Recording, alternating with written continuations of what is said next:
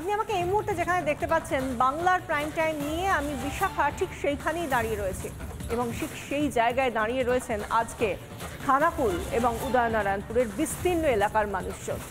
কেন আজকে এই মুহূর্তে দাঁড়িয়ে আমাদের রাজ্যে কোথাও কি ভয়াবহ বর্ষণ হচ্ছে, বৃষ্টি হচ্ছে, এতটাই বৃষ্টি হচ্ছে যে সব কিছু ভেঙে চুরে শেষ হয়ে যাবে, সব জায়গা বানভাসী হয়ে যাবে? না তো, এখন ফেব্রুয়ারি মাস, এখন বর্ষার মরশুমও নয়, এমনকি কোনো অকাল বর্ষণ এমনও হয়নি যাতে করে সমস্ত কিছু বানভাসী হয়ে যাবে। কিন্তু আমি যেখানে দাঁড়িয়ে রয়েছি সেই ছবিটা দেখলে আপনি বুঝতেই পারবেন এই এলাকায় বিস্তীর্ণ এলাকার মানুষজনের কী অবস্থা হতে পারে, বিশেষ করে সেখানকার কৃষকদের কতটা ক্ষতি হয়ে থাকতে পারে বা আগামী দিনে এই জল না সরা পর্যন্ত চাষের জমিগুলোর কী ক্ষতি হতে পারে, ফসলেরই বা কী ক্ষতি হতে পারে, বিশেষ করে আলু চাষের। কারণ এই সময় তো আলু চাষ হচ্ছে বা হয়েছে ফসল তোলার সময়। সেই জায়গা থেকে আমরা যে ছবিটা দেখাচ্ছি সেই ছবি হলো এই উদয়নারায়ণপুর আর খানাকুলের বিস্তীর্ণ এলাকার ছবি। কিন্তু এই ছবির বাইরে এখন যে ছবিটা আরও বৃহত্তর আকার নিয়েছে তা হলো রাজনীতির ছবি। এবং সেই রাজনীতি আর কেউ করছে না, মুখে যিনি বলেন তিনি কৃষক বন্ধু, সেই স্বয়ং রাজ্যের মুখ্যমন্ত্রী মমতা বন্দ্যোপাধ্যায়, যিনি নিজেকে মা মাটি মানুষের সরকারের মুখ হিসেবে দেখান, তিনি এই কাজ করছেন। কেন বলছি? কারণ তিনি প্রেস কনফারেন্স করছেন এবং বলছেন সমস্ত ক্ষেত্রে আমরা যেরকম দেখে থাকি যে কেন্দ্রের ষড়যন্ত্রের জন্য বাংলার মানুষ ক্ষতিগ্রস্ত হচ্ছে, এবং সেক্ষেত্রে আমরা এই একই তত্ত্ব আবার এবারে এই অকাল বর্ষণে যেভাবে বানভাসী হয়েছে, অকাল বর্ষণও নয়, যেখানে ডিভিসি জল ছেড়েছে এবং ডিভিসি কোনো অপ্রাসঙ্গিকভাবে অপরিকল্পিতভাবে এই জল ছাড়েনি। এই জল ছাড়ার সময় এটা প্রত্যেক বছর নিয়ম মাফিক জল ছাড়া হয় এভাবে। কেন? কারণ বোরো চাষ, বোরো ফসল চাষ করার জন্য বা বোরো চাষের জন্য এই সময় জল ছাড়া হয়, কারণ অত্যন্ত রুখা সুখা এই মরশুম, শীতের পরপরই এই মুহূর্তে জল থাকে না মাটিতে, সেই জন্য বোরো চাষের জন্য ডিভিসিকে জল ছাড়তে হয় এবং সেটাও পরিকল্পিতভাবে একেবারে নিয়ম মাফিক এই সময়তেই ছাড়া হয়। সকলে জানে, রাজ্য তো খুব ভালো করে জানে। তা সত্ত্বেও কেন এরকম হলো? তার কারণ মুখ্যমন্ত্রী যাই বলুন না কেন, যে বাঁধগুলো তৈরি করা হয়েছে সেই বাঁধগুলোর অত্যন্ত নিম্নমানের পরিস্থিতি, নিম্নমানের সামগ্রী দিয়ে সেই সমস্ত বাঁধ তৈরি হয়, যার জেরে খুব তাড়াতাড়ি বাঁধগুলো ভেঙেও যায়। প্রত্যেকটা বর্ষায় আমরা দেখতে পাই। প্রাকৃতিক দুর্যোগের কথা তো ছেড়েই দিলাম, এবং তার মধ্যে থেকে যে খালগুলোর মধ্যে দিয়ে জল আসে সেই খালগুলোর যে অবস্থা, দীর্ঘদিন ধরে ড্রেজিং হয় না বলে সেই অভিযোগ তো রয়েছে। স্বয়ং বিডিও খানাকুলের 2 নম্বর ব্লকের তিনি বলছেন যে হ্যাঁ জল ঢুকেছে, তার কারণ বাঁধ ভেঙে গিয়েছে। অর্থাৎ এ কথা নিজে তার যারা প্রশাসক তারাই বলছেন যে না, কেন্দ্রের অপরিকল্পনা বা ষড়যন্ত্রের জন্য নয়, ডিভিসির ষড়যন্ত্রের জন্য নয়, বরং নিজেদের রাজ্যের এই বাঁধগুলোর খারাপ অবস্থার জন্য চাষের জমিতে জল ঢুকেছে। কিন্তু মুখ্যমন্ত্রী তো নিজের কথায় অনড়। তিনি বিভিন্ন সময় যেরকম বলেছেন man made disaster, man made disaster, আজকে এই ঘটনা যখন ঘটে গিয়েছে এভাবে জল থই থই সব জায়গা, সেখানেও কিন্তু একই কথা বলছেন মমতা বন্দ্যোপাধ্যায়। অর্থাৎ বিভিন্ন সময় ম্যানমেড ডিজাস্টার, আজকেও গিয়ে সেই ম্যানমেড ডিজাস্টারের কথা বলছেন এবং নিজের অজ্ঞতার কথাই গোটা রাজ্যের মানুষের কাছে, কৃষিজীবীদের কাছে তুলে ধরছেন। নিজে হয়তো সেটা জানতেও পারছেন না। শুনুন বিভিন্ন সময় কি বলেছেন মুখ্যমন্ত্রী এবং আজকেও কি বলেছেন।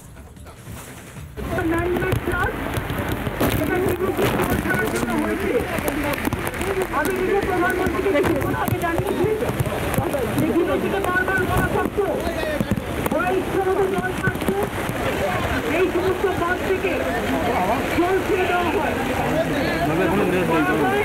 ঝাড়খণ্ড জল ছেড়েছে এবং ডিভিসি কেন্দ্রীয় সরকারের সংস্থা আমার মনে হচ্ছে 4 লাখ কিউসেককে ছাড়িয়ে গেছে। পুরো চক্রান্ত, মানে এটা পূর্ব পরিকল্পিত এবং এটা পরিকল্পিত বন্যা।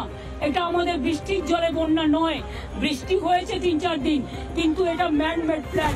এই কিছুদিন আগে আমরা ফ্লাড ফেস করেছি। ডিভিসি কালকে আবার 24,000 কিউসেক ওয়াটার জল ছেড়েছে। ঝাড়খণ্ডে বৃষ্টি হলে তারপর আবার ছাড়বে। বাংলাটা যেন ওদের জল হজম করার একটা জায়গা হয়ে, মাঝে একটু বৃষ্টি হয়েছে, ডিভিসির জল ছাড়তে বারণ করা হয়েছিল, তা সত্ত্বেও ছেড়েছে। সেই জন্য যে আলুগুলো ভিজে গেছে, ক্ষতি হয়েছে, সেটা ক্রপ ইন্স্যুরেন্সের দ্বারা কভার হবে, যাতে তারা কোনো ডিস্ট্রেস মানে অভাব ফিল না করে, সমস্যায় না পড়ে। বিভিন্ন সময় এবং সেই সঙ্গে আজও যখন এই ছবিগুলো আমরা দেখতে পাচ্ছি, আমাদেরই এত কাছে, আমরা যেখানে কলকাতায় রয়েছি তার এত কাছে হুগলি খানাকুল, এত কাছে হাওড়ার উদয়নারায়ণপুর, সেখানে বিস্তীর্ণ এলাকার চাষের জমি। এই যে জলগুলো দেখতে পাচ্ছেন না, এগুলো কিন্তু কোনো পুকুর নদী নালা নয়, এগুলো একেবারে চাষের জমি, ধান জমি, সেগুলো জলের তলায় চলে গিয়েছে। এবার আপনার আমার মনে হতেই পারে, আরে কেন এত জলের তলায় যাবে, যাওয়ার কি সত্যিই কথা ছিল? সত্যি কি ডিভিসি কোনো রকমভাবে কোনো পরিকল্পনা ছাড়া এভাবে জল যদি ছেড়ে থাকে তাহলে তো অপরাধযোগ্য, কিন্তু ডিভিসি কখন কতটা জল ছাড়বে সেটা তো একেবারে নির্দিষ্ট করে বলা রয়েছে। তাহলে কিসের জন্য? এই যে ছবিগুলো দেখতে পাচ্ছেন, এগুলো কি এখানকার মানুষগুলো, এগুলো তাদের পাওনা? এইটা হতে পারে সেখানকার এই ফেব্রুয়ারি মাসে, এই আজকে 25 তারিখ, 25শে ফেব্রুয়ারি মাসে শেষ হলো না এখনো পর্যন্ত, এখনও সকাল বিকেল আমরা একটু ঠান্ডা অনুভব করি। এই মানুষগুলো আজকে এই শীতের মরশুমে, এখনো পুরোপুরি গ্রীষ্ম আসেনি, শীতের মরশুমে কি করে এই ধরনের অবস্থার মধ্যে থাকবে? কেন থাকবে? সেটা কি সত্যি কাঙ্ক্ষিত? কিন্তু সেটাই তো আমরা দেখছি। আর এই যে ছবিগুলো দেখুন কিভাবে সবকিছু ভেঙে পড়ে আছে, বালির বস্তা দিয়ে বাঁধের মতো করে তাদেরকে ব্যবহার করতে হয় মশাই।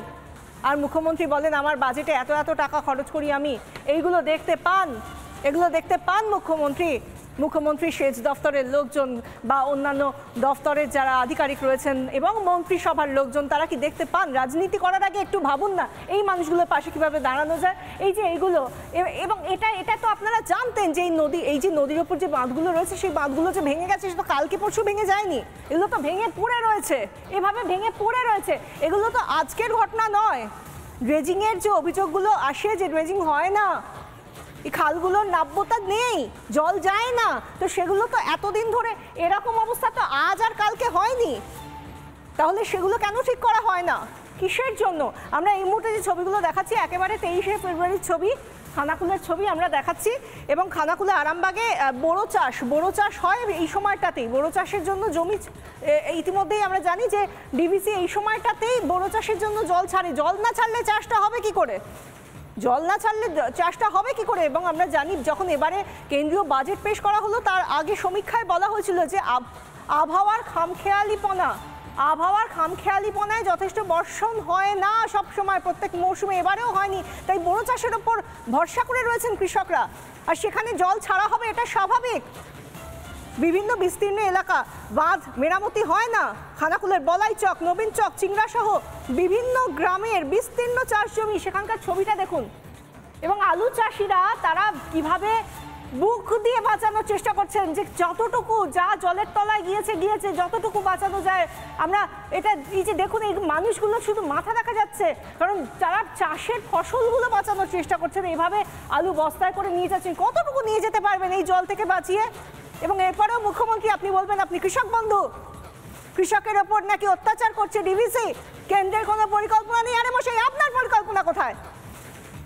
নিজের রাজ্যের নিজের প্রশাসনের পরিকল্পনা কোথায়? এগুলো যদি সত্যি পরিকল্পনা থাকতো এই ছবিগুলো দেখতে হতো না, আজকে আমাকে এই শো করতে হতো না। একবারও ভাবে না, আর বলে কিনা যে কৃষক বন্ধু, সত্যি কৃষক বন্ধু, নাকি এই অপদার্থতার দায় নেবে আপনার প্রশাসন? বারবার ম্যানমেড বন্যা, মানুষ শুনে সবকিছু পচে গিয়েছে কান। আর কতদিন? আরো একবার বললেন আপনি মুখ্যমন্ত্রী আজকে যে এর পেছনে নাকি দায়ী সবকিছু এরা করছে, ডিভিসি করছে, মানুষ শুনছে না। দেখুন মানুষ কি বলছেন। 6 মাস হচ্ছে ডিপার্টমেন্টকে দপ্তরকে বারংবার চিঠি দেওয়া হয়েছে, যখন সিচুয়েশন ক্রিটিক্যাল তখন বারবার ধরে বলা হচ্ছে, বারবার ধরে যে ব্যবস্থা করুন, যে কোনো মুহূর্তে অঘটন কেস ঘটে যাবে, এই ছবিগুলো দেখছেন, এগুলো মানুষের কথা। মানুষ যারা বিডিওকে ঘিরে, মধুমিতা ঘোষ খানাকুল 2 নম্বর ব্লকের বিডিও, তাকে ঘিরে যখন তারা বলছেন কেন এটা হলো, জবাব চাইছেন, তারা জবাব চাইবেন, খুব স্বাভাবিক, হকের তাদের।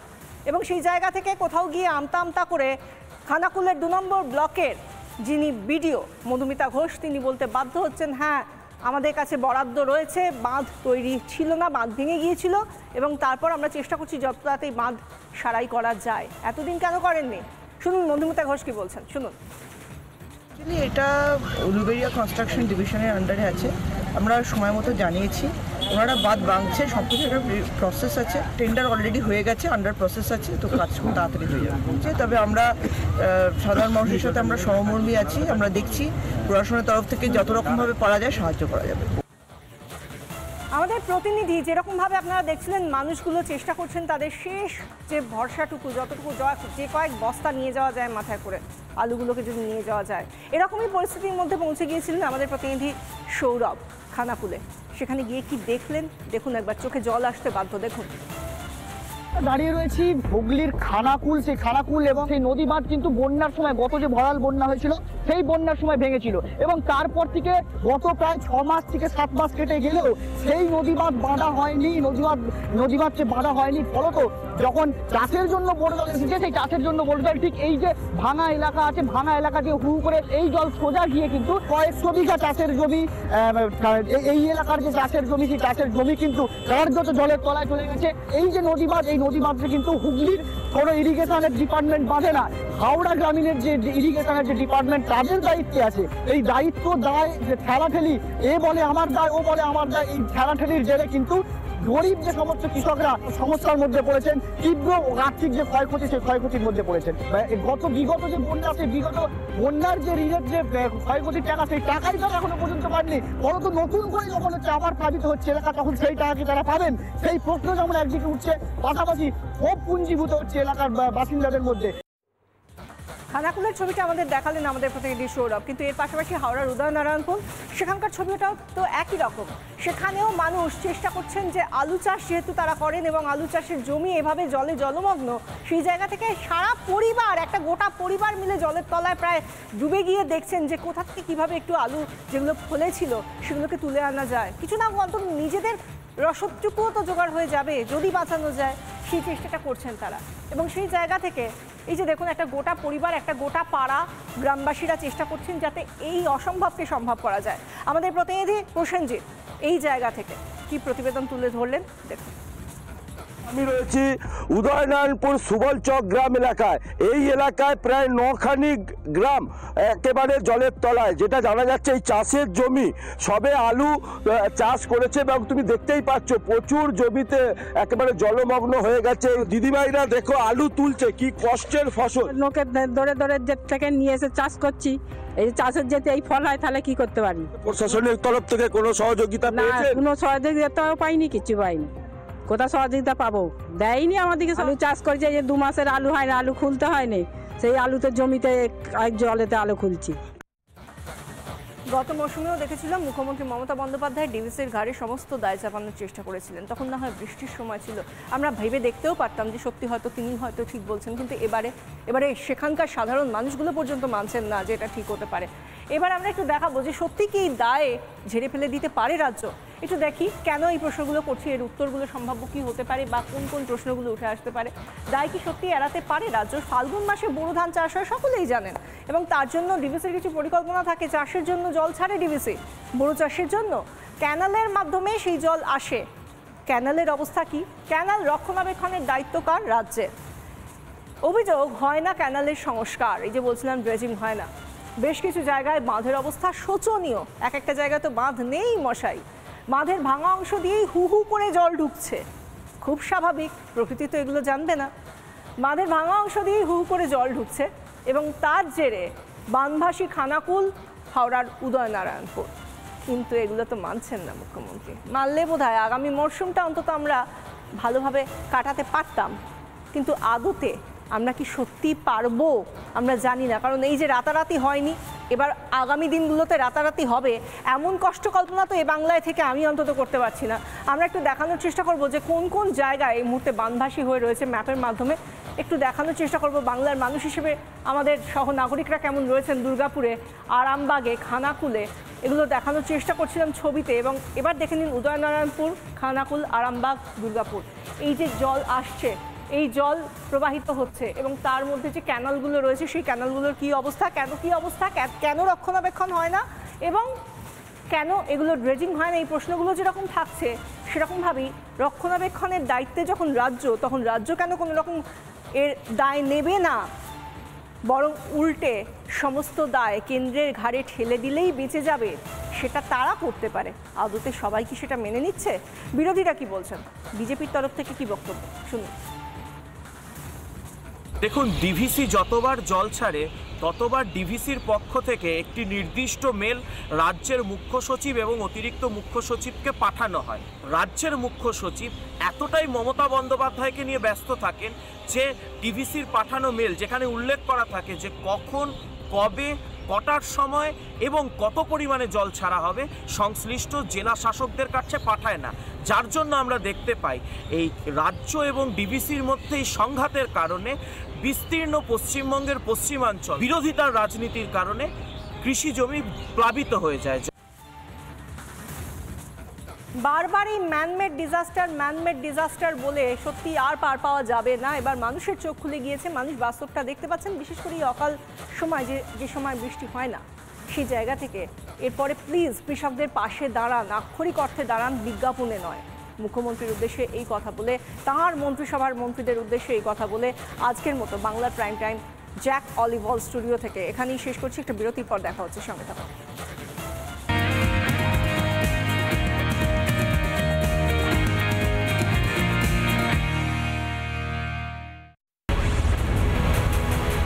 বাংলা প্রাইম টাইম আজ এ পর্যন্ত।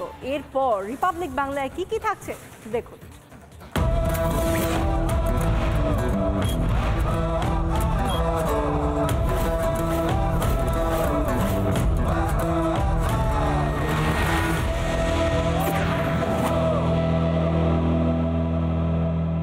নানা ধরনের কন্টেন্ট দেখার জন্য লাইক করুন, শেয়ার করুন আমাদের ফেসবুক পেজ, সাবস্ক্রাইব করুন আমাদের ইউটিউব চ্যানেল। পাশাপাশি অন্যান্য ব্রেকিং নিউজের জন্য অবশ্যই চোখ রাখুন রিপাবলিক বাংলায়।